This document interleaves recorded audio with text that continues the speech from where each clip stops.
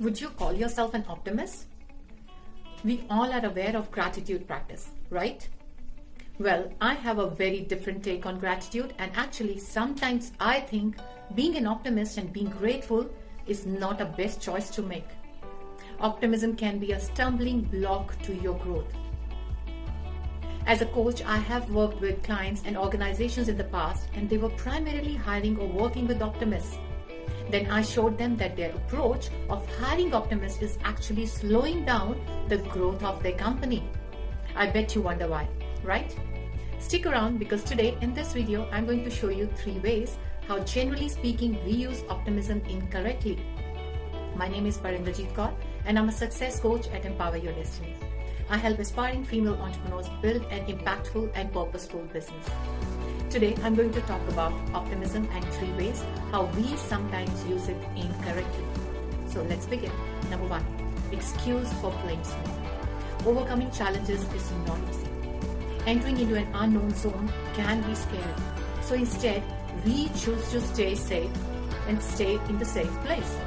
Some people tend to cover up or disguise their fear by saying to themselves, I am happy where I am. I am contented. I don't need to move. I don't need more. But these are all excuses for playing small. I want you to imagine yourself as a river, and you enjoy being a river. As you are moving towards the ocean, you are scared of entering into the ocean because of the waves and the high tides. You're not sure what's going to happen when you get there. You're not sure what kind of high tides you're going to encounter in the ocean.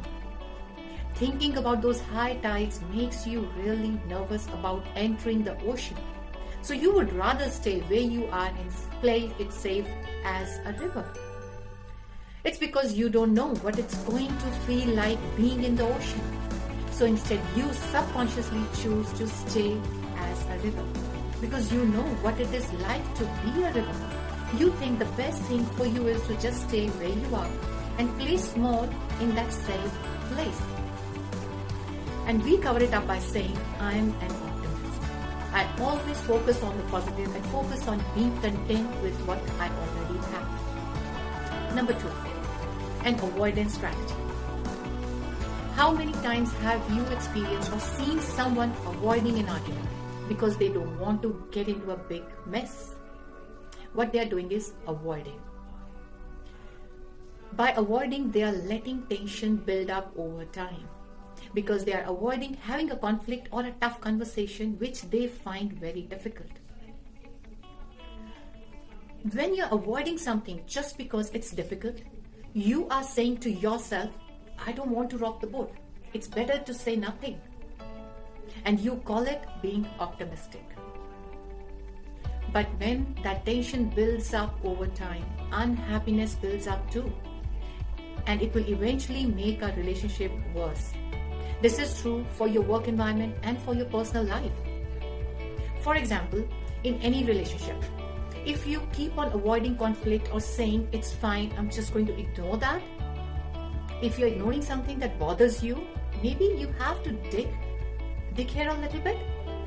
But if you ignore something that bothers you about 10 times, that is going to build up inside you until it becomes a bit of an explosion. So maybe in the next argument or discussion, even when it's not really a big deal, all that tension built up will actually make it explode. It could make the relationship worse because you did not deal with it 10 arguments ago, which means you're dealing with it too late. Number 3, the problem with comparison. Gratitude is a practice to make you realize what you already have. Make you realize you have come so far. So keep going and you can do this. The problem with comparison is when we look at other people who are worse off than us, it makes us wonder about where we are. Sometimes we can use that as an excuse for playing small by using at least approach. We say, well, at least I have a job, they don't have a job. At least I have a house, they don't have a house. We know comparison can be very useful for our gratitude practice, but not if we are subconsciously using it as an excuse to keep playing small. We all encounter challenges in our life, and every challenge thrown in our way has its purpose. They are there to make you feel uncomfortable. There is a hidden lesson.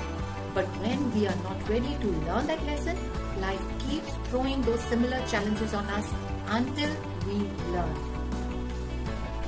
As nothing ever goes away until it has taught us what we need to learn. They are there to make you realize it's time to step up and grow. Because the most challenging time brings us the most empowering lessons. When you don't learn from your challenges or your past mistakes, you tend to overlook the negative and get trapped in similar situations again and again. By following this pattern, you might just stay in the same job for 30 years or more and still be unhappy about it. This is because you have a tendency to overlook a problem, or I would say ignore a problem, thinking ignorance is bliss. Using optimism in this way is never going to make you grow. The process of solving any problem requires you to know and be aware of the existence of a problem. Ignoring something will never make things go away.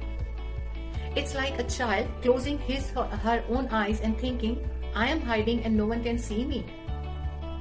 To be able to find a key to success, it's important that you realize that there is a lock that needs to be opened. There is a problem that needs to be solved. If you don't actually realize that you have a problem, you will not look for a solution. By being open enough to realize and identify the problem, it will then help you and find the energy and power to come up with a tangible solution. Thank you so much for listening.